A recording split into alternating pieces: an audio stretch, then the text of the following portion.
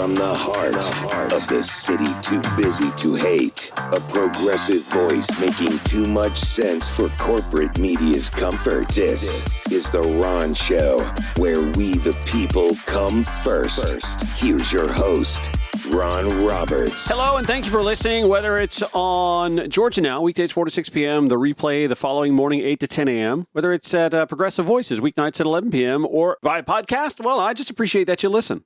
Okay, first part of today's show, I'm going to spin on a story that I thought was actually just something of a nothing burger and has just exploded on social media. A lot of it under wraps when it comes to how the media is handling this. And even I want to be careful with this because as far as I know right now, there are no formal charges being made by law enforcement. There is a lot of social media scrutiny being had, and we just want to be careful. We're also dealing with a 19-year-old individual who could very well be in a position right now, given all the notoriety on social media, in some sort of a state of mental unease. Yesterday, the Atlanta Journal-Constitution, among several Atlanta-based media outlets, that reported that 19-year-old Georgia Republican Party Assistant Secretary Jaquan Stembridge had stepped down. He put his resignation in, according to the Georgia GOP chair, Josh McCoon. Reading from the Atlanta Journal-Constitution, McCoon declined to comment further, and Stembridge did not respond to requests for comment. Greg Bluestein at the Atlanta Journal-Constitution writing this, actually. This was yesterday. 19, Greene County native, who announced his candidacy in March and spent the final stretch of his freshman year at the University of North Georgia commuting from campus to campaign for the job, won the post at this summer's Georgia GOP convention on a platform focused on expanding the party's outreach and amplifying younger voices. Again, I thought very little of this, right? And then I started seeing the social media activity. There were various reports about him being busted in a sting operation, trying to lure a 14-year-old to do lurid things. And I was seeing this from folks whom I trust. And then I happened upon the social media shares from what is called Street Sweepers TV, at Street Sweepers TV on Instagram, also on Facebook. Here is the audio of this video sting operation. Come here. Hey, what you doing? Come here. Come here. What you got going on? Trying to find my brother. Live down here. Why are you trying to meet up with a 14-year-old? I swear to God. What? No, listen. I swear to God. I know it's you. Listen. What? I swear to God. Look, this is my friend. I swear to God. I swear to God. Look, I might even look for real though. Please, I'm only 17. Like, I swear to God. You only 17? Your profile say you 19. I swear to God, I'm only 17. Let me see your ID. Can you? Please. Let me see your ID. You want to go to jail? No, I don't. But I'm only. Oh my God. Are you 19 or are you 17? I'm 17. I swear to God. I don't want my mom. Okay. Then talk to me then. Don't lie to me. Are you 19 or are you 17? I swear to God. On everything I live. Like, you can look at my ID. Let me see the ID. I don't have it. I'm for real. Bruh, if you're 19, just say it. You'll get way more respect with me being honest. I swear to God, oh my God.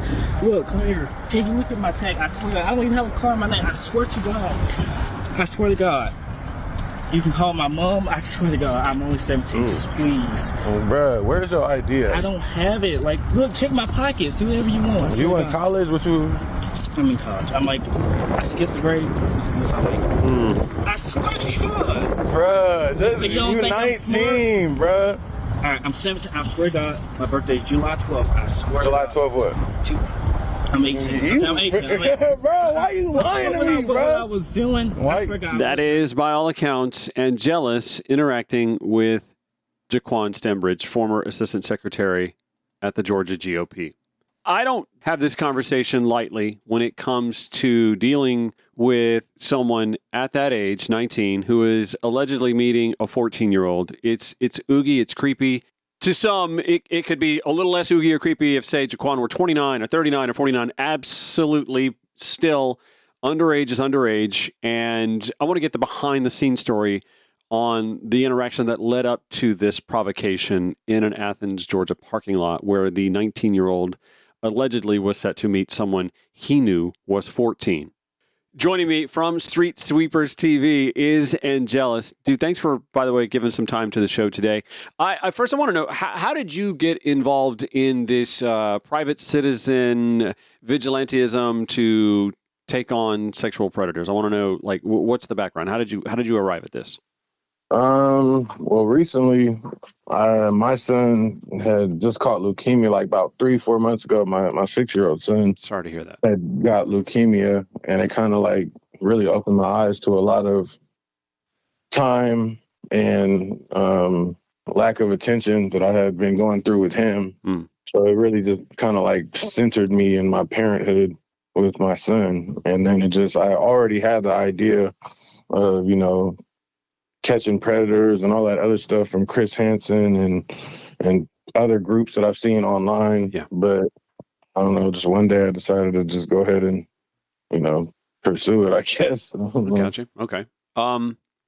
Give us the background on the lead up to this confrontation with the alleged confrontation with 19-year-old Jaquan Stembridge. Was there some sort of like social media interaction? Was it on a dating app? Tell me the story. So pretty much what we do is set up decoy accounts on dating website or dating apps, and we had initially started with Grindr, which is a dating app for gay guys or whatever. I don't know if we can say that or not, but that's fine. And then, sometimes the account might get banned. So then we were searching for other ones that didn't have the same app set up. And we actually found a website online named sniffies.com. And it's like an app, but it's an app based on the website to where you can like repeatedly make new accounts and stuff like that. So he was on the account with his account, didn't have a picture on it. It didn't have his name, didn't have his number, it didn't really have any information. It just shows like in the geological frame, it like shows people that are close to you. Okay. So he seen that we were close to him. He reached out, said, "What's up?" The decoy did their thing, telling them like, "Hey, I'm only 14 years old." He was like, "Okay, well, how do you want to link up?" He kept suggesting that we meet up, hang out, and sniffies.com specifically is one of those accounts that's made to like easy hookups, like sexual stuff, Right. Have sex right now. Yeah, this isn't a dating app. Yeah, this isn't just a standard dating app where you talk about I like long walks in the beach. You feel me? It's not that. Right. It's not that. They're very transparent about what they want. They immediately ask for nudes, send nudes, say what type of positions they like, all that stuff. I got you. Yeah. So Jaquan, did he see photos of someone he thought was 14, or was this just all unphoto, no photos or anything like that? No. His main intent was just being discreet. Like he didn't want to send any pictures. Surely. He said in one of the screenshots we got, like, I cannot be exposed. I can't afford that. I can't even risk that. Yeah. But we could see each other in person. So we didn't know who we were meeting up with. Right. We didn't know who the person was, but they said they were 19. They said they were, willing to hang out and do, adult things with the minor. So that's really all we really needed. So again, were there any photos exchanged at all? Did you exchange, or did your decoy exchange photos with Jaquan, or no photos whatsoever, or what? We've had a lot of cases after that case, and we didn't really understand the gravity of his notoriety. Right. But I think there may have been one picture sent, or I'm not sure. There might not have been. Right. But okay. But I think there may have been one non-nude, like quote unquote normal photo sent to him. But he was very strict on not sending any pictures because he didn't want his name. He didn't want his name known. He didn't want his number known. I guess my question is, whatever photo might have been sent to him, like, what did it represent? And I don't need to get too graphic with it. But if you don't know that it was sent, then you don't know. No. It was not of a sexual nature at all. It was like somebody sitting at a desk, some fake person sitting at a desk. Okay, but that fake person, could that fake person have been someone that was over the age of 14? I guess that's the question I'm getting at. Oh, yeah, they were an adult. Because I would assume that, like, if we weren't sending a picture of nobody's kid to this person. Sure, yeah, of course, you definitely you're trying to combat the predators, and you don't want to actually come off and using in a predatory manner, for sure. I guess my situation would be that if the defense attorney if this were to go to trial, for example, that the defense attorney would say, yeah, well, they sent the photo of a 24-year-old, so or a stock photo of someone who's in their early 20s or late 20s. So, Ed, but even though I may have said that with confidence, I'm not sure if we did send a photo. I got you. Okay. 9 times out of 10, the person on the other side of the phone requests photos just to be like, just to kind of go off of the looks and the lust and desire and all that other stuff. Of course. But sometimes they don't. Sometimes they're not. They're very well hidden. They don't want their identity exposed. Mm-hmm. They don't want to know anybody's doing this. Sure. So sometimes they're comfortable with just a meetup. And so it's kind of strange. So that is what happened. And again, in the conversation, you said in screen grabs, you can visually see that your decoy told Jaquan that they were representing someone who was 14 years of age, and Jaquan allegedly was still interested in meeting that person. What sort of you don't have to get too graphic, but when you said that they decided, or there was a conversation about linking up and adult things were to be, were they specific about the sort of adult things that were going to take place? Let me go to the screenshots. So on the Sniffy, I do want to state this for the record.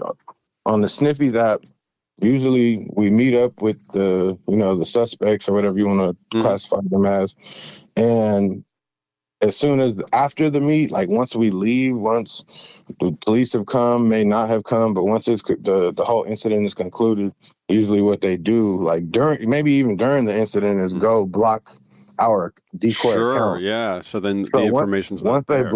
Once they block that decoy account, Yeah. the whole message thread disappears. Wow. So I got screenshots of him saying, like, I'm like, hey, what's up? He's like, I'm chilling. I asked, how old are you? He said 19. I'm like, hey, the decoy said, hey, do you like younger guys? He says, yes. And then we stopped responding for a little while. I guess he was a little bit eager. So he said, so what's up? And I was like, okay, well, I'm only turning 15 next month. Mm-hmm. And he said, okay, well, how do you want to link? Like, pretty much like, do you have a car? Where do you want to go? And I said, and the decoy account said, well, where are you at? He said, and he told us his address. Mm-hmm. And he was like, and we were like, do you want to link up? Blase, blase. He said, I can't. I think we had asked him for a picture just so we know who we were looking for. Okay. And he said, oh, I can't get, quote unquote, oh, I can't risk getting exposed. Sure. I'd rather show in person unless you want to show first. I'm free today. And then the decoy responds, okay, that works either. Honestly, I'm free right now until like 7 p.m. And he said, okay, I'll be free soon. And then he said, I got to wait. I was like, the decoy said, when do you want to come? And he said, I got to wait for my mom to do something real quick, and then you could come over. And wow. He invited the decoy, who was pretending to be 14, to his house. Yes, sir. Wow. When his mom was gone, and he pulled up in his mom's car. Wow. Yes, sir. So from the point of what we've seen on social media, and we played this already before speaking with you, did law enforcement get involved, or has law enforcement been involved? Law enforcement wasn't involved in this incident. I think the night before or the night prior to that, we had another incident where some guy supposedly from Denver, a director of some operations telecommunications place, was out here, supposedly had a hotel, was 58 years old, trying to meet up with a 14-year-old to take him back to his hotel and let him shower and feed him and all this other stuff. And the police were involved with that one, but they were very clear, pretty much what you had said. This is vigilante work. We can't really work off of that. You can submit what you guys have gathered, but we can't really just show up and arrest people. Okay. And so in Jaquan's case, have you submitted what you have to law enforcement? They had contacted me about 45 minutes ago, and we're gathering everything, printing out everything, putting everything on USBs. I got you. Forwarding that. And so in the video, are you the person that confronts Jaquan here? Yes, sir. Did you, it's visceral. You can tell he realizes he's in trouble. And definitely. Yeah. I think back to being in my late teens, early 20s, not meeting 14-year-olds, obviously, but, being in my late teens, early 20s. And when I knew I was in trouble, the sweats, right? His lies started immediately. And I'm like, brother, you have a whole article about you being an 18-year-old being sworn into the GOP. Like, yeah, you didn't obviously know who it was that you were meeting at this point in time. No, not at all.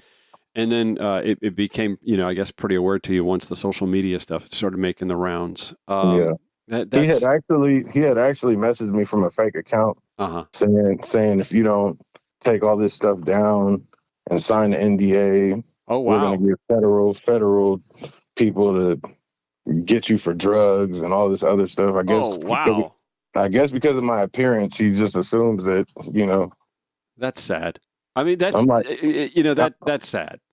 I'm like, how do you think somebody trying to help the community make the community safer is involved in anything illegal? Like, that just doesn't make sense. But also a young African American male stereotyping that way towards another African American male. I mean, here we are. We're talking about a Republican former state party representative. So I guess that's the apple doesn't fall far from the tree, I guess. But still, that's sort of sad. And I just want to say, we don't have any type of political bias. Sure, yeah.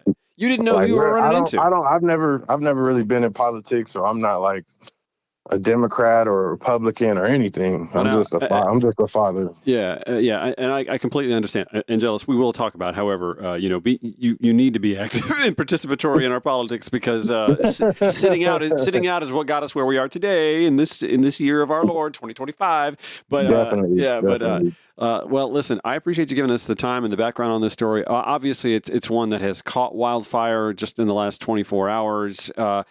And I've said this before I even had you on, like, for the record, like, I want to be careful. We're dealing with a 19-year-old who is going through some things right now. And surely people are going to say some things that are going to have him, on the edge. And, I've always been the kind of person, like, I want to preach healing instead of hostility. He's 19. He's got his whole life ahead of him, and one really stupid mistake, and we hope that it's just the one stupid mistake, should not wreck someone for life like that. But hopefully, he will have learned from this. We actually had somebody reach out to some. I don't want to put anything. I don't want to build any narrative that isn't concrete. Sure. But there was somebody, I guess, that had went to high school with him that said, sent us screenshots of when he was trying to talk to them. He was 18 and they were 15 or something like that. Yeah. And I mean, when you're in high school, it's like when the senior wants to date the freshman, it's a little oogie, but it's high school when you're 19 exactly. And you're talking to someone that you believe is 14. It's a different boundary. And like I said, it's not a 29 or 39 or 49-year-old talking to a 14-year-old, but it's still illegal. It's still oogie, and folks should know better. All right. Angelus with Street Sweepers TV. Man, thank you so much for joining me today and having a conversation on the Ron Show and giving us the background on this. I appreciate that. Most definitely. No problem, brother. You can see a good bit of that interaction. We shared the social media post at Ron Show ATL on Facebook. We'll also include some links to the Instagram and the Facebook video at ronshowatl.com in today's show notes. It's The Ron Show, Georgia Now, Progressive Voices via TuneIn.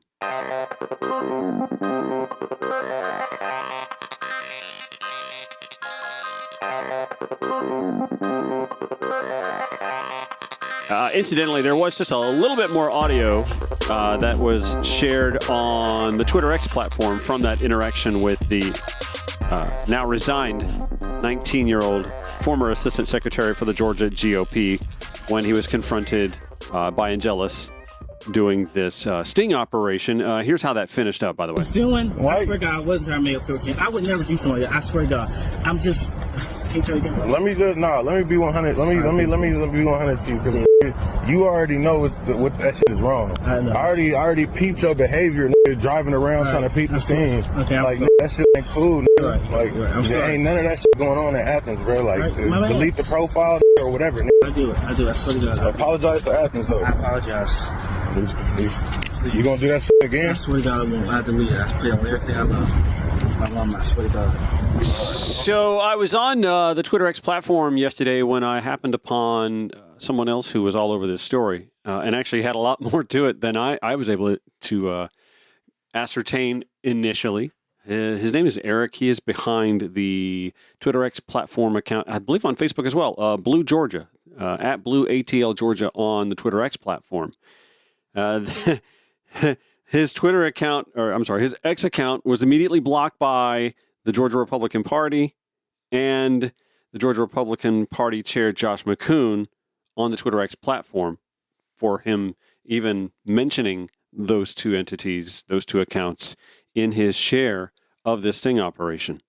We will talk with Eric, the man behind Blue Georgia on social media, about this story and the Georgia Republican Party's reaction to it and more when the Ron Show returns on Georgia Now, Progressive Voices via TuneIn. Broadcasting 5 days a week to make common sense common again. This is The Ron Show.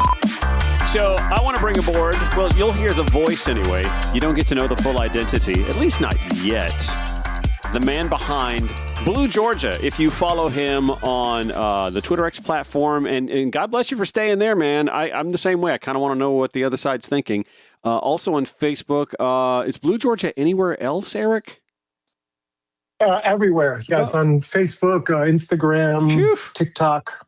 Okay. You see, Threads. I'm slow to TikTok and I'm on Threads, but I don't do enough on it. I'm one of those lazy people that I want one of my social media profiles to work on all the others. But anyway, Eric joins us. Yeah. He is AKA Blue Georgia, and I was first of all, I enjoy what you share specifically on the Twitter X platform because again, I'm swimming in a sea of creatures there, and not many of them are friendly. And there you are, man, fighting the good fight. So thanks for doing that. And on behalf of everybody else who follows you, you have tens of thousands of followers throughout these social media platforms. Thank you for doing what you do. What is it that made you decide? I want to do this in a sort of a nom de plume sort of scenario, and to continue on as you do. Really, I mean, Trump. You know, the short answer is Trump. I was when he got elected the first time. I kind of watched, the American politics kind of spiral into, I guess I kind of saw it morphing into what it is becoming now. And it was leading up to his reelection or Biden's election, I should say. But leading up to 2020 is really when I started hitting it hard. You know, I've had this account for well over a decade or 15 years, but it was really just kind of seeing, I'm like, Trump cannot become president again. So I really kind of rehashed the account and started posting more content. And then, I guess people reacted to it.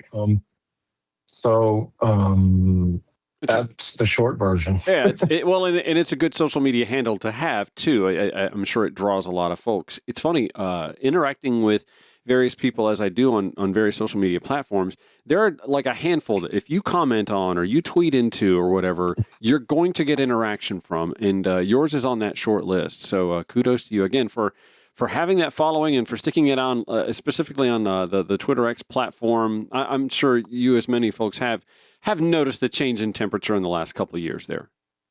Oh, yeah. Yeah, I mean, I think I actually talked to several other guys and accounts that do similar things to what I do, like Marco Foster, if you follow him. But there's definitely been a shift in what gets, promoted and engagement. Engagement has been definitely going down for left-leaning accounts and going up for right-leaning accounts. It seems like the more extremist the post, the more engagement you get. I'm a member of the community notes team, and I see it on there all the time. Like, how many right, really extreme right accounts get community noted, and about 90% of them never see the light of day. They just kind of fizzle out.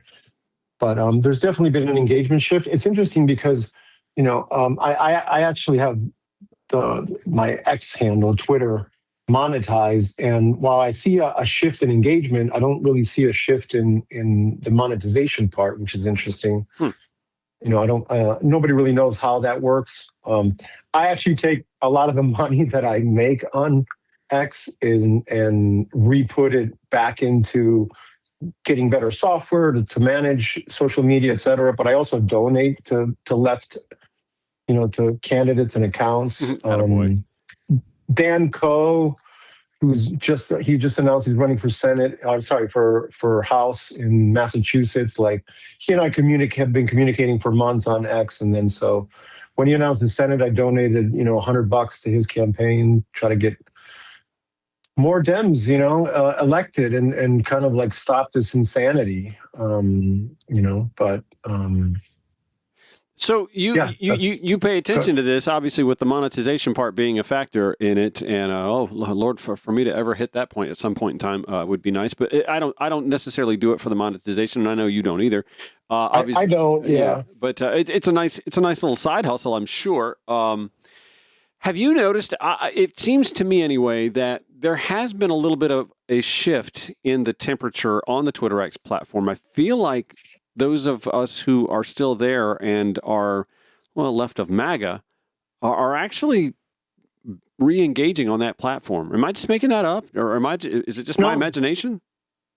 No, it's true. I mean, there are a lot of people,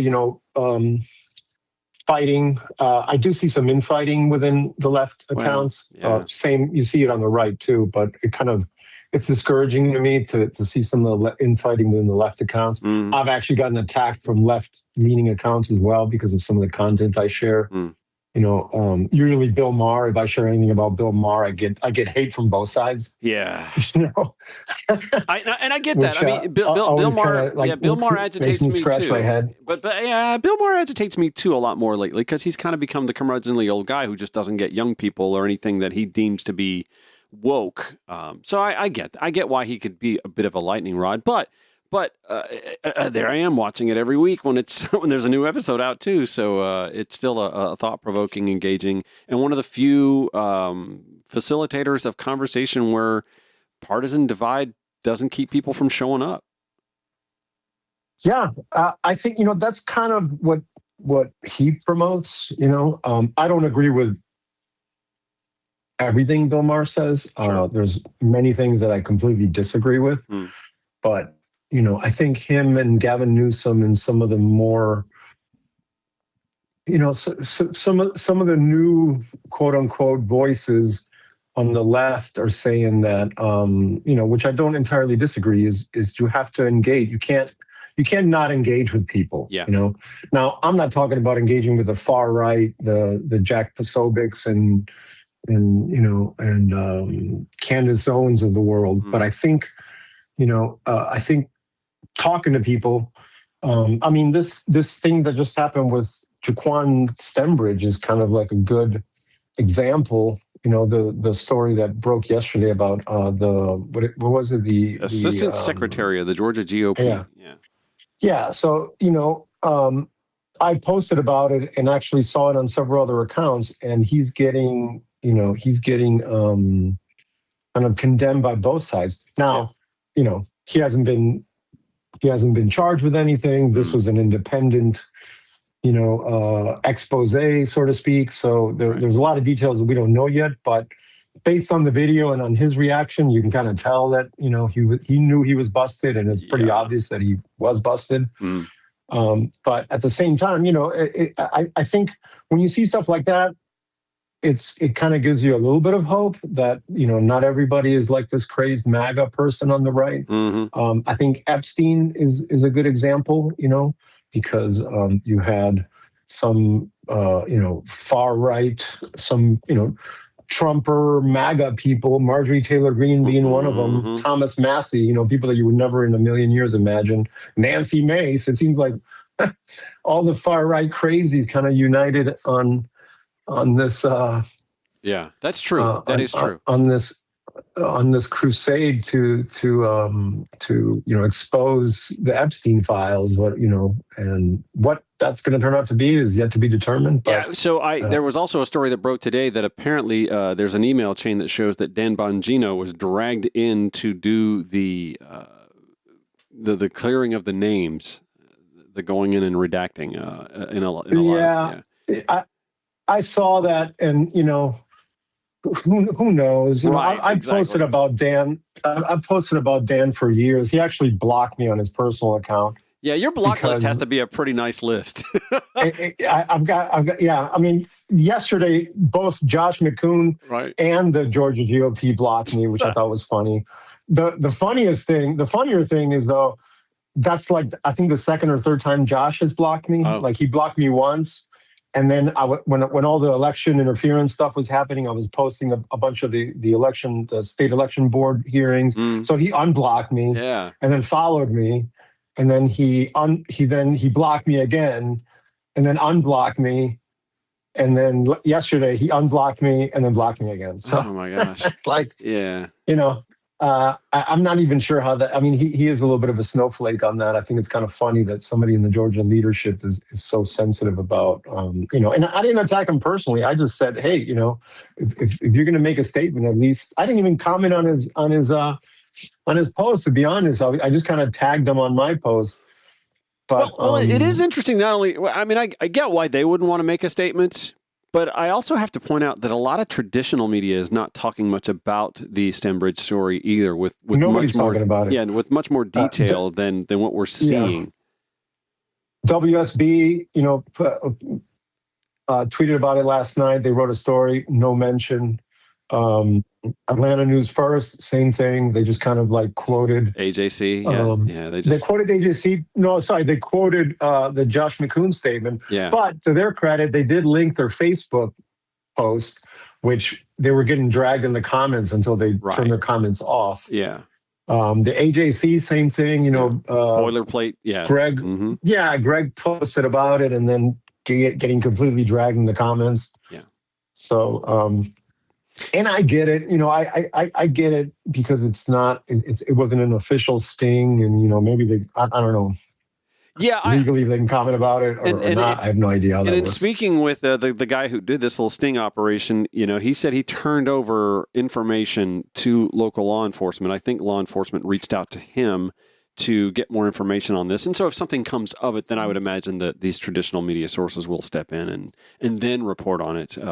A story that most of us already know about by then. It seems as if the Georgia GOP has a little bit of a problem, though, because McCoon also hasn't talked much about the Brad Barnes situation that has sort of blown up in recent weeks, too. He, with his anti-Semitic and white nationalist rhetoric on social media. I mean, yeah, he's a through and through Trump sycophant, dresses like him, shows up in suits looking like him. Yeah, exactly. It's really quite pathetic when you look at what McCoon is doing, and to me the saving grace is that even Georgia Republicans hate McCoon. I mean, the whole Jaquan Stembridge thing. Also, McCoon was getting dragged. What was it, in April or May of last year when they were leading up to him being a candidate. Yeah. I think it was, I can't remember. I think it was Kylie Jane Kramer. That was, or Kramer, I don't know how you say her name, but she was kind of dragging McCoon for, suggesting that, I guess McCoon said that Jaquan should go sit at the little kids table and like all this insane stuff. Stembridge came out and said that McCoon told him he wasn't, quote, rich enough to be on the Georgia GOP board, which, created a huge scandal. So the left hates McCoon. Georgia Republicans hate McCoon. It's like there was a whole scandal with him, like, I guess, charging personal trips and hotels and all this stuff to the Georgia GOP credit card that I guess just kind of fizzled out. Lori McClain came out and like talked about him, his own treasurer. So it's kind of like, stand back and watch the freak show happen to me a little bit, And at the same time, it's still a battleground state. It's still tough for Georgia Democrats to win in this state. It's always an effort. It's always about turnout. It's always about staying, vigilant and on top of things. And that's where, folks like you come in who are doing your part to keep, stories relevant or to make them relevant if they sort of fall off the radar. Because again, if we were held on to traditional media, we wouldn't know about the Stembridge story. And I led with my show today, sort of being cautious and saying, like, we're dealing with a 19-year-old college student, and I don't feel like piling on necessarily because I don't know what mental state that young man is in at this point in time. Huge mistake. Hope he learns from it. Hope he grows from it and gets the help that he needs or whatever. But it is a story that I think needs to be, because again, we're looking at the GOP seeming to have a problem within its ranks in addressing these sort of characters in their midst and bringing them to, or calling them to account. Yeah, exactly. Yes. And to me, it's like, did nobody vet him? I couldn't find the post, but there was a post from months ago. It might have been deleted or from a suspended account, but there was a post months ago where somebody had brought this up that, Jaquan may kind of maybe leaning towards, liking younger boys, really. They're not young men, they're boys. And I remember reading about this, and I didn't really, I didn't pay much attention to it because I wasn't following that part of the story. I was more focused on some of the other stuff that Georgia GPU was doing. But I remember reading this post, and I'm like, oh, that's interesting. And then he got voted into that position, and I'm like, okay, I guess they must have done vetting and nothing came of it, but apparently they haven't, Well, as we learned from over the weekend with Christy Noam, they don't do vetting. Yeah, exactly. They do no vetting whatsoever. They just assume that somebody else has and leave it at that. But also, I mean, I don't know. This is one of those situations where, like, he's 19, and I'm not excusing his behavior targeting 14-year-olds, but you're right. This, as my former guest, Angelus with Street Sweeper said, he too had heard from some other source that when he was in high school as a senior or whatever, he was targeting, a 14-year-old or a 15-year-old or something like that to go out with or what have you. In high school, it's a little oogie and there's gray area, et cetera, and so on. But once you're out of high school, if you're 19, 14 it's off limits. There's no way to make this right, I mean, he's over 18. Somebody in the comments was saying that. They're like, well, he's 18. And I'm like, I'm not sure what your point is, but if he's an adult and the other one's a minor, that's illegal. Well, as Megyn Kelly said, it's not like the other guy was 5. Oh my God, that's so cringe. Like, how is that woman still even around? Right? How has she not been canceled? They don't like cancel culture until they like cancel culture. But yeah, Megyn Kelly's still kicking. As are you, man, on your various social media platforms. You have 72,000 followers on Facebook. I've lost track of your followers on the Twitter X platform, Instagram, and TikTok as well. And the handle on the Twitter X platform is at BlueATL Georgia. Does that follow through on all the others so I can invite folks to follow you? Yeah, it's BlueATL Georgia across everything except, I think, Blue Sky, where it's bluegeorgia.bluesky.com, I think is gotcha. The handle. All right, Eric, man. Well, I appreciate you spending some time with me, having a conversation about all these various stories, these salacious stories that have popped up. It's always entertaining to check out what you are sharing and commenting on, and you're making sure that the shows are being recorded and we're getting the clips. And that's again, hats off to you on that. Certainly appreciate it. Well, I appreciate you having me on, Ron. Thank you so much. Keep fighting. Incidentally, Nancy Mace came up in that conversation. Ooh, y'all, I got some juice on Nancy Mace. Cannot wait to share with you what's going on in her world from South Kakalaki. We'll do that when the Ron Show returns on Georgia Now, Progressive Voices via TuneIn or wherever you podcast.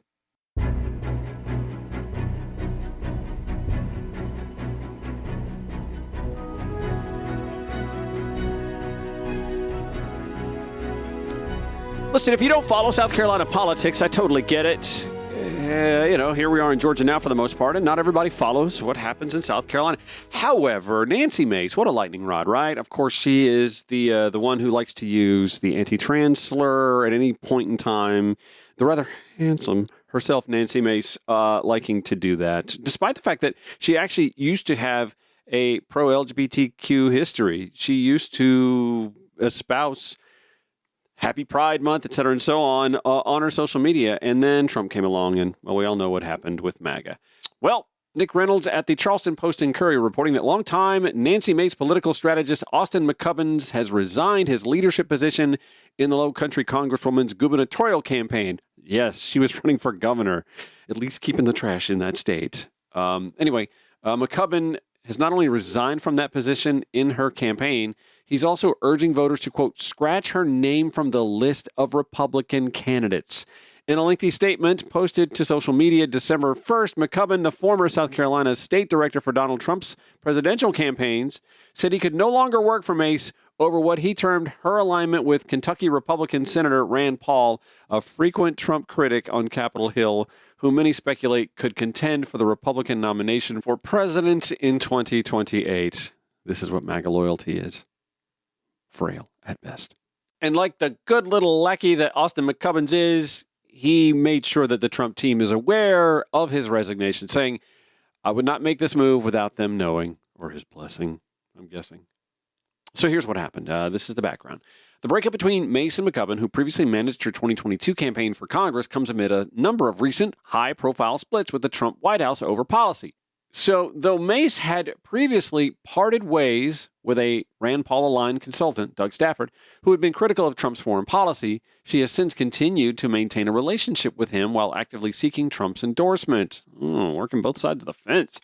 Mace also potentially harmed her chances for a coveted Trump endorsement by siding with Kentucky Republican Thomas Massie in supporting contentious resolutions to release previously confidential files around deceased financier and accused sex trafficker Jeffrey Epstein last month. Trump initially opposed the release, but then later endorsed it, of course.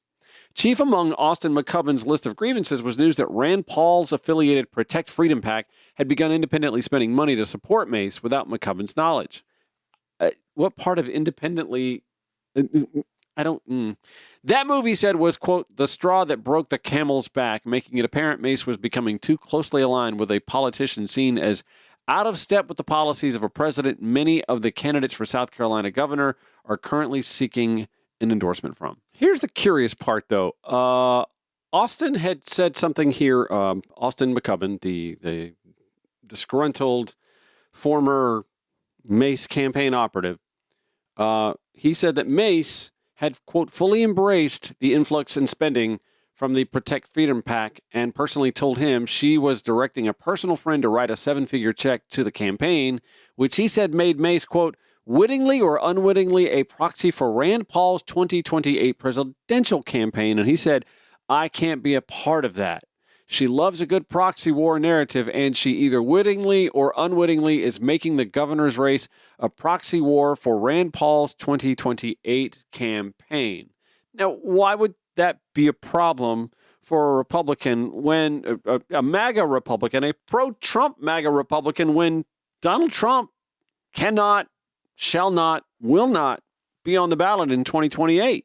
In his screed on social media, he said she wouldn't hear it when I warned her about the political risks and offered alternative solutions. She accused me, Austin writes, of mansplaining, a woke term used by people who hate men, who ironically are her best demographic. He said, that dog won't hunt. Anyone who knows me knows that I have nothing personally against Rand or Nancy. This is about loyalty. Again, curious. He says this is about loyalty. My loyalty lies with President Trump, my colleagues I worked with in the campaign trenches, and the MAGA base that I had the privilege to work with as the Team Trump SC state director. But again, Donald Trump cannot, shall not, will not be on the ballot in 2028. And if Rand Paul somehow is the nominee, what is Austin McCubbin and MAGA going to do, I wonder? I don't know. I just found this story to be something interesting, and I low-key kind of enjoy seeing Nancy Mace having to deal with some discomfort. There, I said it. I'm human. Anyway, thank you so much for listening to The Ron Show. Another hour for you. We'll dive into the National Guard murder and how actually, as much as Trump wants to blame Joe Biden, this is a Donald Trump 1.0 problem as well. It's The Ron Show. Georgia Now, Progressive Voices via TuneIn or wherever you podcast. Thanks for listening. From the heart of the city too busy to hate. A progressive voice making too much sense for corporate media's comfort. This is The Ron Show, where we the people come first. Here's your host, Ron Roberts. Hello, and thank you for listening, whether it's on Georgia Now, weekdays 4 to 6 p.m., 11 p.m. Progressive Voices via TuneIn or wherever you podcast. Last Friday, while many of you were out doing the Black Friday shopping scenario, I decided to come into the studio to do at least one segment for the Friday show. That show is one of the least listened to shows of the year because of the holiday nature of things. So I wanted to revisit this in the second hour of today's show because I think this is an important point that I'm going to make towards the end of the segment. So let's review this. From CBS News, here we go. But we begin with the shooting of two National Guard troops in our nation's capital. The president confirmed yesterday that 20-year-old Sarah Beckstrom has died. The other Guard member, Andrew Wolf, is, quote, fighting for his life. This morning, U.S. Attorney for D.C. Janine Pirro expressed hope Wolf could still recover and said charges are being upgraded for the suspect.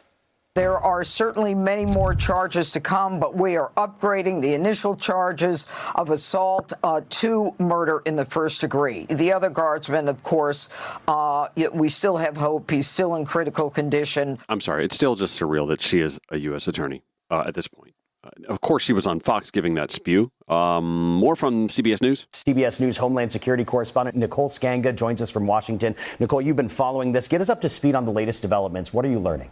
Yeah, Tom, officials confirm that the suspect spent roughly 8 years in a CIA-backed zero-unit operation before fleeing Taliban threats in the eastern region of Afghanistan, a region known as Khost.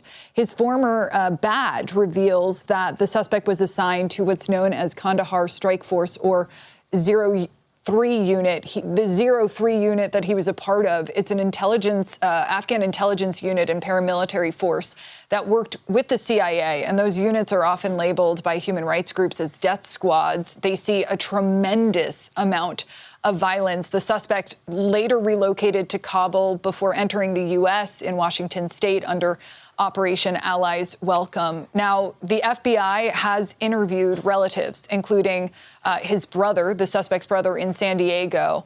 All of the family has described themselves as stunned, according to sources that CBS News has been speaking with. The revolver that was used in the attack, according to U.S. officials, was not registered to the suspect and was traced back to a deceased resident in Washington state. U.S. intelligence teams right now, the FBI, are trying to comb through the suspect's digital footprint for signs of any sort of foreign direction or radicalization. But so far, these sort of preliminary looks show no confirmed links to extremist groups or international handlers of any kind. Of course, this investigation is ongoing. We heard from former Afghan Special Operations Commander Lieutenant General Sami Sadat, who told our CBS News colleagues in London that the suspect was known as a disciplined anti-Taliban operator. He had a clean record, but he did note that he struggled with PTSD.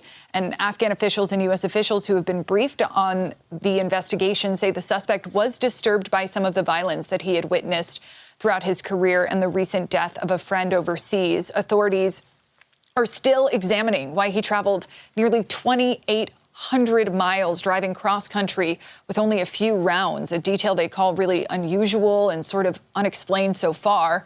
Sources say the suspect was initially uncooperative.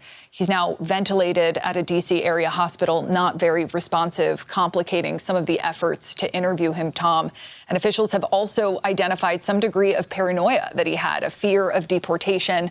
It's unclear if there were any red flags that would have prevented the suspect from entering into the United States, but U.S. officials tell us that wartime vetting that the suspect would have undergone before working with the CIA was designed more specifically to prevent insider attacks on U.S. troops and not serve as a sort of long-term clearinghouse for immigration.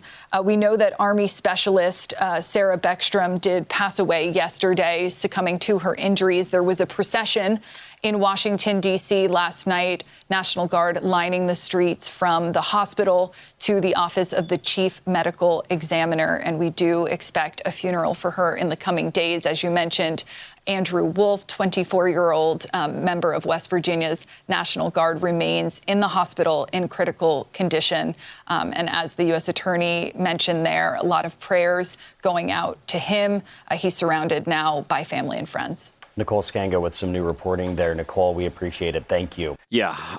So I did a little research on this, by the way. And not that you need any more information to be outraged about this tragedy. But did you know that in 20-year-old Army Specialist Sarah Beckstrom's home state of West Virginia, the minimum age to become a police officer, a law enforcement official, the minimum age to become a cop in West Virginia is 21. She was 20 in the National Guard, serving essentially in a law enforcement capacity for no rational reason, and was there in camouflage, which camouflage you from nothing in the streets of any American city, right? For all intents and purposes, adorned in military target wear for anyone who wished to do harm to someone in our military to easily target. And then from CBS News, I'm reading, a running theory of investigators is that the suspect in the shooting of the two National Guard members suffered from paranoia, as you heard the reporter there indicate, and other mental health challenges that indicated he believed authorities sought to deport him from the U.S. Multiple law enforcement sources told CBS News on Thursday. Now, gee, why would anyone in this circumstance get that wild idea, right? Well, I'll tell you why. Because just days ago, the Trump administration ordered a review of Biden-era refugees, which included refugees from Afghanistan, many of whom assisted the United States in this 2-decade-long war that we were in their home country. Reading from Reuters, the U.S. CIS memo dated November 21 said the agency will terminate the refugee status of people already in the U.S. if they are found to not meet refugee criteria. The memo claims the Biden administration potentially prioritized expediency. Well, expediency was kind of important with that withdrawal, right? Quantity and admissions over quality interviews and detailed screening and vetting. See, here's where MAGA wants you to believe that this has something to do with a perceived lax Biden policy. But the alleged gunman, let me take a stab at pronouncing his name, okay? Ramanullah Lockenwall had his asylum granted earlier this year while President Trump was in office, according to a Homeland Security official telling CBS News. Then there's this. The CIA said Lockenwall previously worked with the U.S. government, including the CIA, as a member of a partner force in Kandahar. You heard the reporter on the ground in that earlier report to mention that. See, in MAGA mind, it doesn't matter what you may have done in service of our military in places like Afghanistan. Cue the Peter Griffin meme holding the immigrant skin color card, right? It's quite likely, easy to surmise actually, that Ramanullah Lockenwall flipped his lid at the Trump administration's decision to terminate hundreds of thousands of refugee statuses in this country, then took it out on an easy target. Now, why would there even be so many Afghan refugees, you wonder? Well, Trump 1.0 negotiated them back into power, the Taliban essentially, right?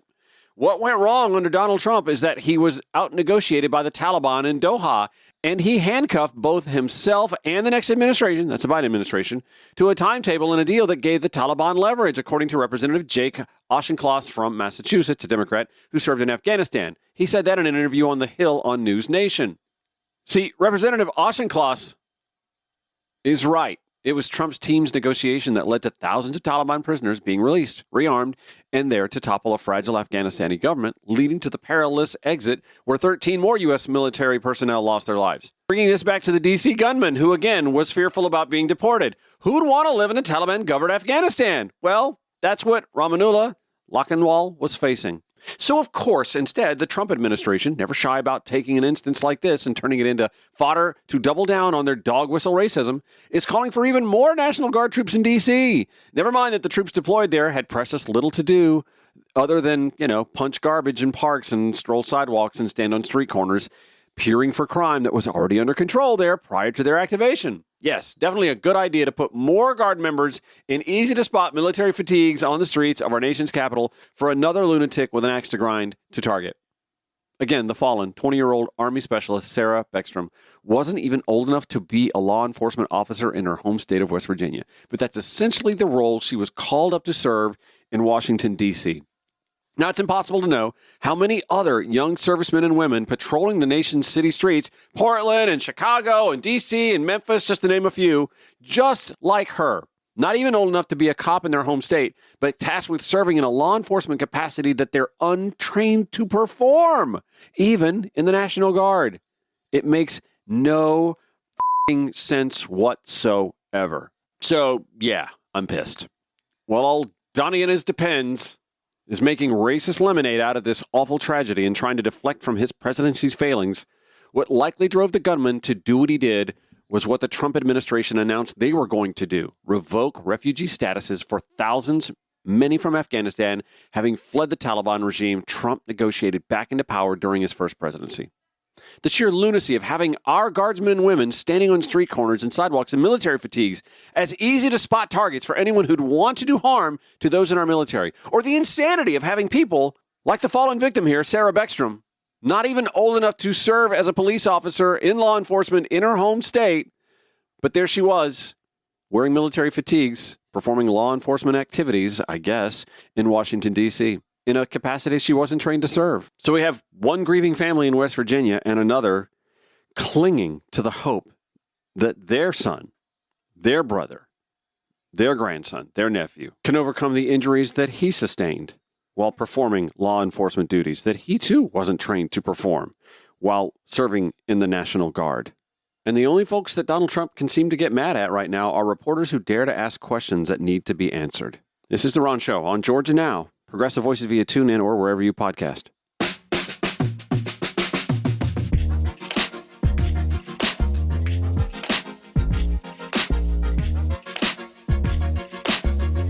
CBS News White House reporter Stacey Lynn joins us for a catch-up of sorts on what's the latest with the National Guard double shooting. One dead, another still, I guess, in critical condition. What is the latest on his status? Have you heard?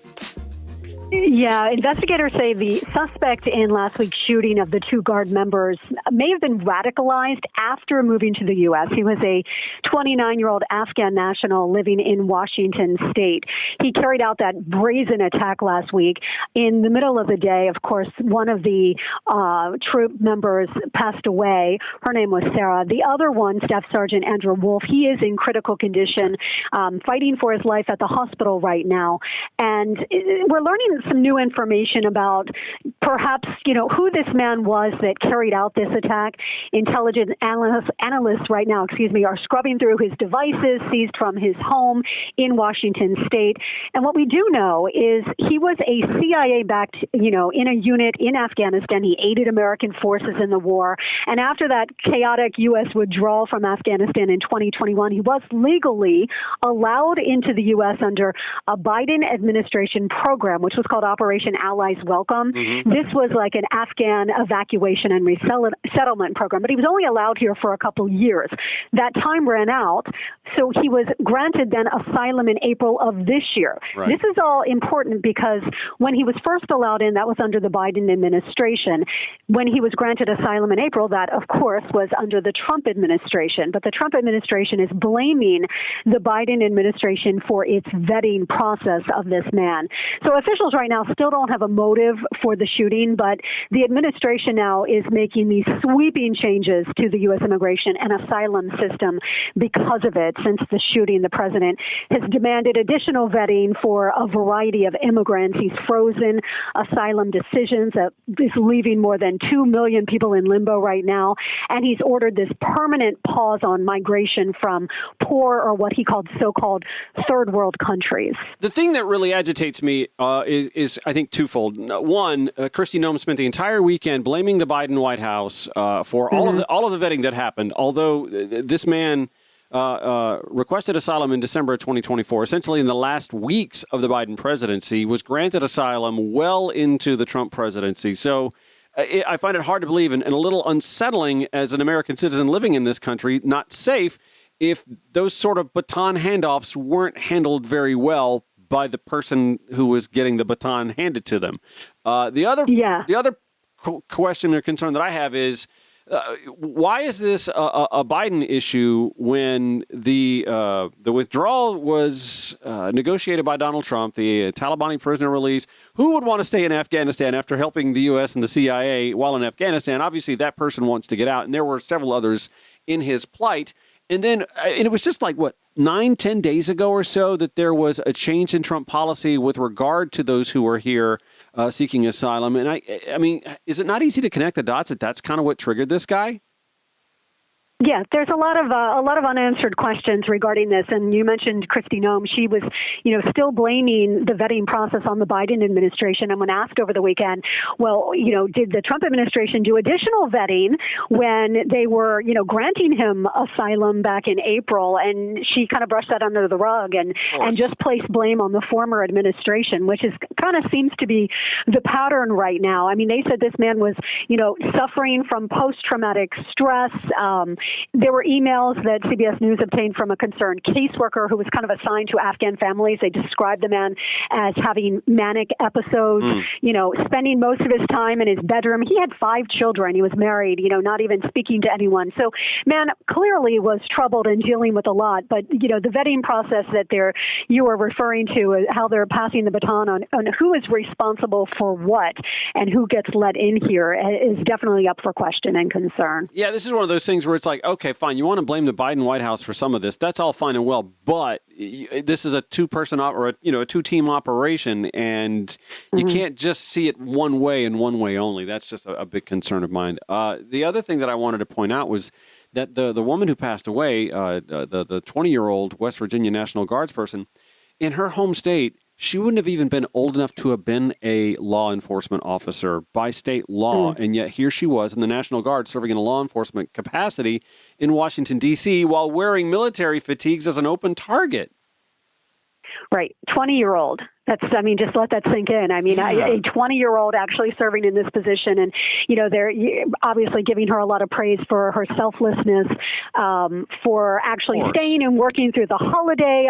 She wasn't supposed to, her and Staff Sergeant Andrew Wolf were, allowed to go back to their homes to celebrate. They said, no, we'll stay, we'll do this job. And then middle of the day, point blank was, the subject of this horrific attack. So what is the rationalization, and the Trump administration is pushing for this, for having more National Guard troops in Washington, D.C. when crime is already at historic lows? This is not a crime problem so much anymore as much as, more garbage punchers, essentially. It's you have to think that the Guard folks that are already there are already bored as it is, but now they realize that they're also targets, open, easy to spot targets. Well, and they were brought in, as the administration said, to help with law enforcement that are local here to the nation's capital. And now, because of this incident, it's kind of turning around, and they're calling in more law enforcement, from the local forces to assist the National Guard. It's quite crazy. I'm, walking to and from the White House from, when I come into work, seeing the sheer amount of officers here, just kind of mulling around is really quite interesting. Any sense on morale amongst the folks that are there serving in a National Guard capacity? Do you get any sense, or do you hear murmurs or anything like that? I do not hear murmurs. You can see when I'm walking, to and from work, if I walk outside of the White House grounds to get coffee, they smile, they say hello, they're doing their job, and, they're putting up the face, basically. But, under that face, they have to be a little bit concerned, nervous, scared, full of questions, as well as what this will lead to down the road. Such uncertain times in our nation's military and in the National Guard, with all that's going on, the scrutiny facing Pete Hegseth and the double call of bombing, potentially, violating war crimes, et cetera, and so on. These are just the weird. I don't know. I guess we shouldn't be surprised that we're in this moment that we're in, given the circumstance that we went back to the well for a second Trump presidency. But that's another story for another time. Stacey Lynn with the latest from Washington for CBS News. Thanks for coming on the Ron Show today. Thank you for having me on. Can I just tell you, I remember working in Alexandria, Louisiana. I was managing my first pop radio station, and my morning show co-host had joined the National Guard, and he was sent to Iraq. And he was there for like 2 years. And the day in, day out worry about his health and wellness was palpable. And we weren't even like relatives. He was just like my best buddy. And day in, day out, that fear, that worry, just crept up almost on the daily in some instance when, he'd pop into my head. You never dream as a relative or loved one of someone who is serving in the National Guard who gets deployed to Washington, D.C., that they may be in harm's way in such a way that you couldn't even fathom the thought of attending their funeral. And here we are faced with this situation where the White House and Homeland Security feel no need to bear any responsibility whatsoever, let alone put the flags at half staff. We did that for Charlie Kirk. We can't do that for a 20-year-old who lost her life serving in the National Guard in our nation's capital. And before you go thinking, oh, Ron, you're just making that up, this is just partisan. No. When you go to flagexpress.com, they have what is called a half-staff alert page. Literally every time the American flag is asked to be flown at half-staff by a governor of a state or the president of the United States, half-staff alert here at flagexpress.com. They're all over it. From last November 28th through December 31st in the state of West Virginia, they will be flown at half-staff in honor of the loss of Specialist Sarah Beckstrom. The proclamation also honoring Staff Sergeant Andrew Wolf, who is still in critical condition, as we just heard from Stacey Lynn at CBS News. But in our nation's capital, at the Capitol building, at the White House, nope. For Charlie Kirk, as soon as can be done. Make it make sense. All right, when we come back, we'll look at the right side of the Georgia gubernatorial race. Getting a little nasty, a little heated over there when the Ron Show returns on Georgia Now and Progressive Voices. Follow the Ron Show on Instagram at Ron Show Radio. Hey, let's give good journalism its just due. At the Georgia Recorder, Alander Roca and Ross Williams wrote a pretty extensive piece that appears in today's Georgia Recorder. It talks about this Burt Jones-backed project that, reading from the headline here, is among a wave of data centers proposed for Georgia. Key details about the project remain a mystery, they assert in the headline. And I'll be honest with you, I haven't really paid a whole lot of attention to the gubernatorial race on the right side of the aisle, just because we've got plenty of candidates on the left, right? I mean, we got a lot of folks running to be the Democratic Party nominee. Nonetheless, the candidates, Brad Raffensperger, Chris Carr, Burt Jones, are the three that come to mind. And Chris Carr, in my mind, is the one making the most noise, taking aim at the presumed leader on the right, Burt Jones. Let me read to you from the piece first, and then we'll get to some of the Chris Carr backpack ads that are appearing as you watch football over the weekend. You're like, ooh, shots fired. Anyway, a massive data center project backed by Lieutenant Governor Burt Jones and his family could be coming to Butts County, but many of the project's details are still unknown. Jones, a Republican running for Georgia's next governor. The Highway 16 Interstate Health Development near Interstate 75, owned by Jones' father, is set to include a 450,000 square foot hospital, a 1.2 million square feet of medical office space, and 11 million square feet of data centers. My God, making it one of the biggest data centers currently planned in Georgia and placing it among the largest ever built by today's standard. The $10 billion project is expected to go through more than 4.5 million gallons of water per day, more than tripling Butts County's current water usage, and generate nearly $92 million per year in annual tax revenues when it is completed by 2040. That's just about all the information publicly available on the project, and those details come from a two-page development of regional impact filing that was submitted to the Georgia Department of Community Affairs. Alander Roca, Ross Williams at the Georgia Recorder, continuing, the lack of information is a problem for environmental advocates like Fletcher Sams, executive director of the Altamaha Riverkeeper, who says, here's what I don't know. I don't know how many megawatts it is. I also don't know the cooling technology that they will use to cool the chips. Those things are very important for me to know because the concern that I have for the location of it is that it's in the upper Omolgi Basin, and I've got 24 other data centers projected to come into the basin. The issue that I have with that basin is that between now and 2060, that region is going to see approximately 740,000 new residents, he says. Okay, this is a rather wonky article, so I'm not going to dive too much further into it except to point out that there are concerns about water usage. Obviously, when Butts County is about to triple its needs without tripling in population, you have to think, well, the developer and the data, they're not paying. There's no way. So who is going to have to make up for that, right? And then there's, of course, as we've talked about in recent weeks, the utility impact as well. Not just water that has advocates concerned about the spike in data centers, according to this article. All that new digital number crunching needs a lot of electricity. Georgia Power has claimed that data centers will consume about 80% of the new power generated in Georgia through 2031. But like the water draw numbers, projecting exactly how much of Georgia's juice will be squeezed out by data centers is a tough job. That, according to Amy Sharma, Executive Director of Science for Georgia, a science advocacy nonprofit. Of course, I'm going to include this article in the show notes at ronshowatl.com so you can dive further in. I want to get to the political ramifications, though. The Butts County property has been at the center of a political battle over hospital regulations and alleged self-dealing in the past. Lieutenant Governor Burt Jones came under criticism in 2023 for a push to rewrite rules for new hospitals in a way critics said was catered to allow for a hospital to be built on property owned by Burt Jones' father. That effort fell short, but Governor Brian Kemp signed a bill easing those hospital regulations last year. Jones' push toward loosening those restrictions has already become campaign fodder in the Republican gubernatorial primary. Let me play for you this ad from Keeping Georgia Strong, a PAC aligned with Attorney General Chris Carr. Burt Jones.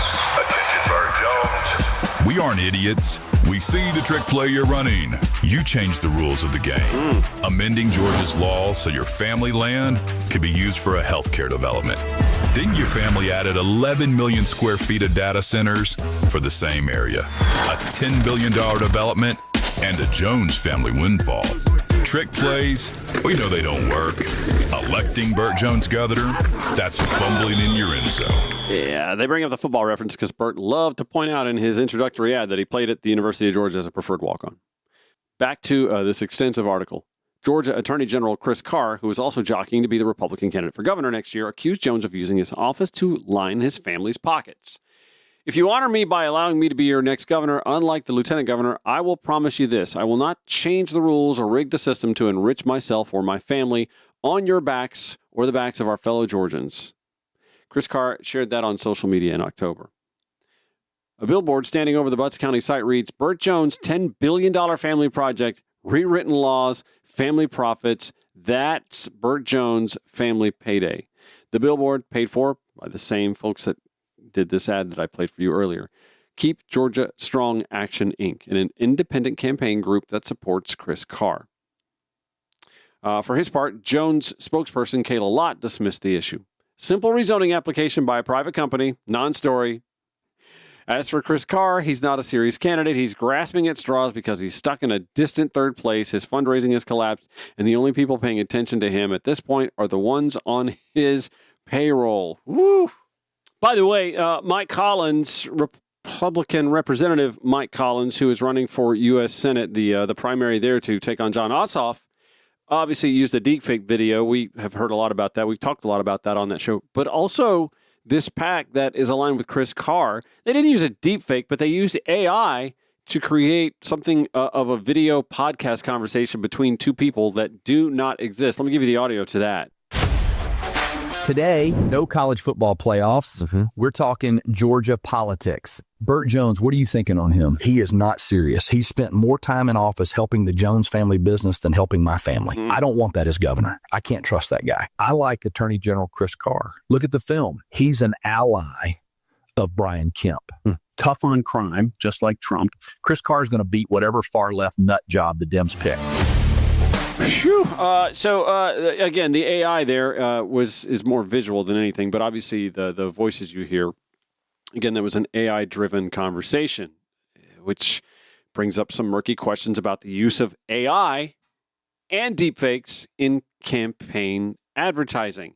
So, I mean, obviously that's not Chris Carr's campaign. That's not his official, but that is a PAC aligned with Chris Carr using the artificial intelligence to create a conversation that didn't actually happen. And listen, here's it, whether those were paid actors or AI having a conversation that was obviously staged, it's equally cringy, right? I'm not sitting here weighing in on the fact that was a deep fake, but we see that all the time. If those were paid actors having that faked conversation, it's still a faked conversation, and they're pretty easy to sort of snuff out, right? You can sort of tell when it's not a real conversation. The third of the big three candidates running for Georgia's gubernatorial primary nomination would be Secretary of State Brad Raffensperger, who, after last week's announcement by the Fulton County District Attorney and Fulton County Superior Court Judge Scott McAfee that they were going to be dropping charges against Donald Trump, well, that sort of left Brad Raffensperger in that awkward, oh, so I went out on a limb for what exactly? I mean, you preserved the dignity, I guess, a little bit of Georgia's democracy for a few years. Let me read to you from today's Politically Georgia blog at the Atlanta Journal-Constitution. Greg Bluestein, Tia Mitchell, Patricia Murphy, Adam Beam contributing on this. The demise of Fulton County's election interference case against President Donald Trump and more than a dozen co-defendants left many of the Republican allies feeling vindicated. But in some ways, the reaction to last week's news in the GOP are as complicated as the case itself. Few were more central to the case against the president and his allies than Secretary of State Brad Raffensperger. Trump's recorded demand that he find enough votes to overturn his 2020 defeat helped trigger the case, and Raffensperger was the first of dozens of witnesses to testify to the grand jury about the pressure. Raffensperger, now a Republican candidate for governor and eager to close the book. Well, I bet so. I bet so. Lest you wind up being investigated by the Department of Justice in this current climate, like James Comey, Letitia James. The 2020 election is over. The struggle for a safe and affordable Georgia is here. Boy, is it ever, Brad. He said, finally, we can move on and focus on what really matters, the people of this great state. Still in this column, meanwhile, Lieutenant Governor Burt Jones, one of Raffensperger's rivals for the GOP nomination for governor, heralded the end of a case that had once targeted him. That's right, fake elector Burt Jones. What a state, man. We live in just, the stories that just keep coming, right? Oh, boy. The charade is finally over, he posted on social media. He was echoed by former Georgia GOP Chair David Schaefer and State Senator Sean Still, who both had faced charges in the case. Josh McCoon, the current Georgia GOP Chair, his name's been bandied about a lot on this show today, right? Said he felt, quote, a fierce sense of vindication for our brave patriots who endured this dark chapter for too long. Democrats, meanwhile, mourn the demise of a case that once seemed the most significant criminal threat that Trump faced. Some pointed squarely at Fulton County District Attorney Fani Willis' own missteps that led to her disqualification. Yes. Someone qualified and excellent better get ready to challenge DA Fani Willis in 3 years, said Kathy Wooler, the former Atlanta City Council president. Fulton County residents will be paying for her mistake for years to come. All right, not necessarily a political story, but a sign of the times, I guess. In Metro Atlanta, we've already lost the Pink Pig, and now it looks like we're going to lose our Twinkly Nights at Six Flags as well. When the Ron Show returns on Georgia Now and Progressive Voices via TuneIn.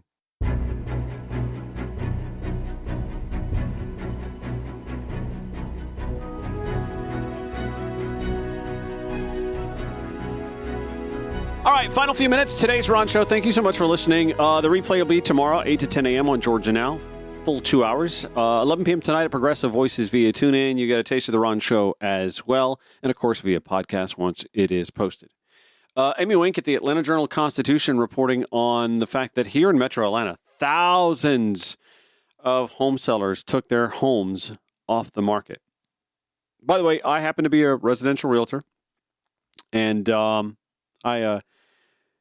I know all too well what the market is like. First of all, this time of year, it's always kind of a little wonky because, like, you got your house for sale, but you're also maybe living in it, and it's the holidays. You may have been spending money on gifts in closets and attics that people are going to be rooting around in, and you just kind of maybe want to take your home off the market for that time period. And honestly, home sales are kind of sluggish this time of year anyway. Weather sucks. Nobody wants to get in and out of a car all the time, and chilly, rainy, windy, cold weather. So I'm giving you reasons why there may not be as much inventory on the market. Amy Wink, however, reporting that as a Metro Atlanta homes sit on the market longer, more sellers are yanking their listings off the market instead of accepting a lower sales price. Sellers pulled 2,450 homes off the market in September across the 29-county region, according to a new report from real estate brokerage Redfin. The number of delistings grew 41% from the same month a year ago. Atlanta is seeing more homes quietly come off the market than we'd expect for this time of year, Redfin chief economist Daryl Fairweather said in a statement to the Atlanta Journal-Constitution. Delistings tend to peak in winter months, the brokerage said. That is true, for the reasons that I just cited.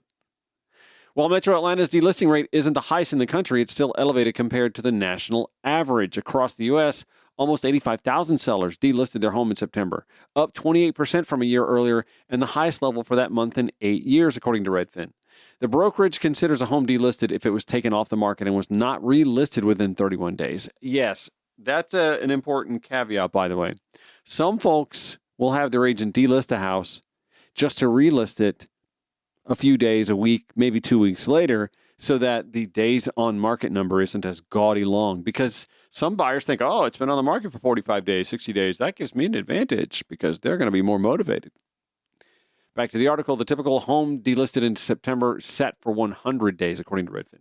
Now, I don't do too much residential real estate outside Metro Atlanta, but I can tell you that there is a little bit of a mindset, specifically with Atlanta sellers, that they don't want to come off the value at all whatsoever. They believe that their home's value, because Atlanta is, such a fast-growing metro area, yada, yada, yada, that the value of their home just continues to creep up when there's honestly been some stagnancy. In fact, this article alludes to this. Some sellers today might not have a realistic view of what their home is worth, experts have said. They still remember the bidding wars and soaring home prices of the pandemic era when mortgage rates hit historic lows. Many sellers are coming in with old price expectations while buyers are pulling back due to high mortgage rates. I would like to add to that, it's not just the mortgage rates, it's all the other economic uncertainties that are swirling in our economy right now. Back to the article. A separate recent report shows homes are increasingly taking longer to sell. Yes, because of, again, those swirling economic uncertainties and sellers willing to come off the price a little bit. In October, homes in the 29-county region were sitting on the market for a median average of 60 days, according to data from Realtor.com. That was up 14% from the same month in 2024. Homes in outlying counties such as Morgan, Pike, Jasper, Heard, and Coweta are sitting on the market the longest, the data shows. Atlanta is more affordable than coastal markets, but it's not immune to the broader slowdown. If a home isn't priced competitively from day one, it's increasingly sitting and in many cases ultimately getting pulled from the market, according to Ms. Fairweather from Redfin. Incidentally, let me just make my little sales pitch here. It's my show, I get to, right? If you have questions about the housing situation, your personal housing situation, your housing needs, whether it's buying or selling, and yes, I even work with renters or folks who would like to be rental income property owners, I'm happy to answer any and all of those questions. I even have an email address for that specifically. You can hit me up at ron@rononthereal, REAL.com. ron@rononthereal.com. And of course, for the latest listings in and around Metro Atlanta, you can visit rononthereal, REAL.com. Now, listen, I know a lot of people like to look at what the Fed is going to do with their rates. President Trump constantly harping on Jerome Powell and the Fed governors to lower their prime rate. That doesn't always have an effect on mortgage rates, honestly. Sometimes it has more to do, in fact, often it has more to do with the 10-year Treasury yield, which, by the way, just moved a little further above 4% today. So I don't know, mixed messaging. I will say this. It doesn't really seem to matter. There's so much unease with the economy in general that there's just a palpable sense of unease. In a market like Atlanta, for example, where the CDC we've lost a lot of jobs, where in a lot of markets that have a reliance on federal employment, obviously DC, Virginia, Richmond, et cetera, those are markets directly impacted by the unease in the federal workforce. But there's also just a general unease in the economy, period. What with tariffs and all the mixed messaging you're getting from Washington, you're getting, some months you'll get data, employment data, and some months you won't. Some months you will get inflation data, and some months you won't. You can infer when you don't get the data from the White House that it's not good for them, so they're just not sharing it. But that creates a lot of unease, not just in the consumer market, but also in the finance market too. They're no different than we are. If they don't know what's in the fog, they may not want to run into the fog, right? Oh, can you tell I've been watching Stranger Things the last few nights? All of these upside down references. Here's another one that is hard for some families and for some individuals.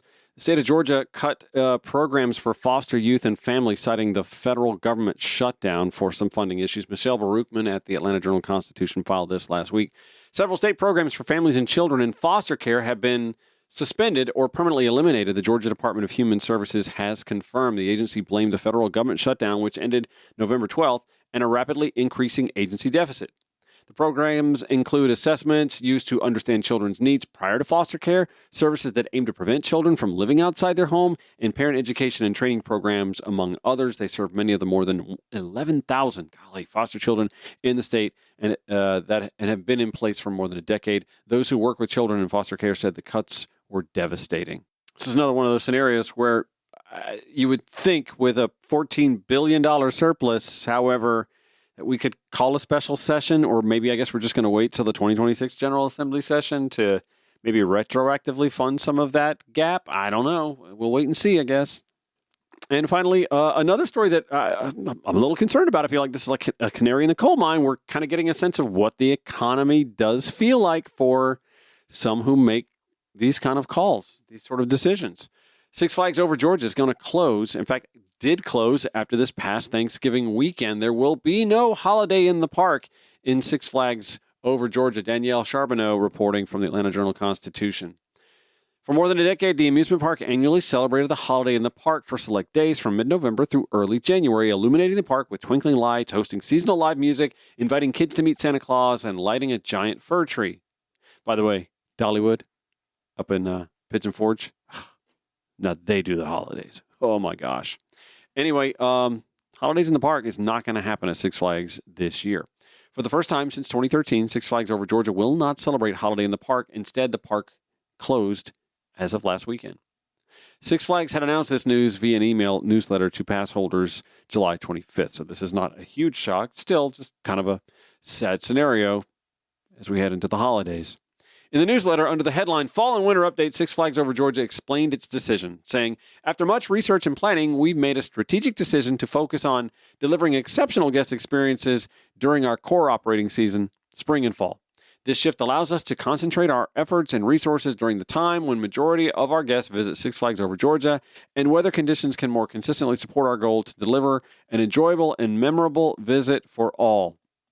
Listen, I'm going to be honest with you. To me, Atlanta was never one of those markets where you could have a 12-month out of the year theme park experience anyway. I remember I went to Six Flags once in May. It was May, but it was one of those like unusually cool starts to May, right? And my nephew wanted to go, and so I took him, and we rode rides, and I'm freezing, man. I'm free. It's just too cold. Like hoodies, it was just too cold. I like the drive-through Holiday Lights experiences anyway. But you do also have, just in case you were wondering, you do still have like a full assortment of stuff to do at Stone Mountain Park if you want to do that. They're doing a Jurassic Christmas. Of course, they've got the railroad, but it's open. So, again, chilly. That might be great for, fire pits and hot cocoa. But Uncle Ron is freezing his tail off on that thing, wearing several hoodies and lumbering up against people if I need to for warmth. You've got the Rudolph the Red-Nosed Reindeer 4D experience and more. Otherwise, I'm all about the drive-through lights thing. Have you been to any of those? The drive-through lights where you sync your radio up to whatever local FM tuner that they've got, and they're playing music that, coordinate with the lights. You got Fantasy and Lights at Callaway Resort and Gardens down in Pine Mountain. You've got the World of Illuminations Candy Rush in Marietta. You've got the Glow Light Show and Festival in Lawrenceville. Let's see, down in Milledgeville, you've got the Lockerley and Lights. You've got up in Cartersville, a country Christmas at Pettit Creek Farm. Oh, by the way, that is a fun place to go. It's worth the drive to Cartersville. I believe, if I'm not mistaken, they still have a giraffe there. Maybe not this time of year. It's just, what do you do with the giraffe this time of year to keep it warm? Down in Bainbridge, you've got the lights along the river, the Lights of Life in Marietta at Life University. Macon does their Christmas light extravaganza. In fact, that's going through January 4th. Holly Jolly Jekyll on Jekyll Island and Christmas Cove on Lake Sinclair in Milledgeville. So you can still get that festively Christmassy experience without having to be outside or worrying about being on fast-moving trains or theme park rides and getting wind blown and chapped lips and all that stuff. I'll share all of that in some Links in the show notes at ronshowatl.com. All right, that's going to do it for today's Ron Show. I want to thank Angelus from Street Sweepers TV on social media, speaking with us about the Jaquan Stembridge, what do you want to call it, sting operation, citizen justice, vigilante operation. Also, Eric, a.k.a. Blue Georgia, on all the social media avenues. Good conversation today. Oh, yeah, and Stacey Lynn, CBS News White House reporter as well. That'll do it for today's Ron Show. We air 4 to 6 p.m. weekdays on Georgia Now, 8 to 10 a.m. the next day for the replay, 11 p.m. Progressive Voice via TuneIn or wherever you podcast. Show notes at ronshowatl.com. Take care.